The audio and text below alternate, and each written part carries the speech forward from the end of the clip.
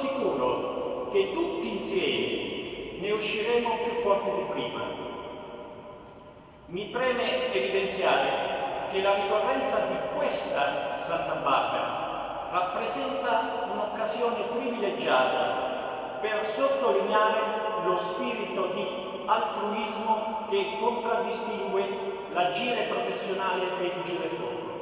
Anche nell'anno della pandemia da Covid, il giorno della patrona dei Vigili del Fuoco viene celebrato come da tradizione nel Tempio di San Lorenzo, con una messa officiata dal vescovo Monsignor Beniamino Pizziol. Un'occasione per tracciare anche un primo bilancio delle attività condizionate pesantemente dalla presenza del pericoloso virus.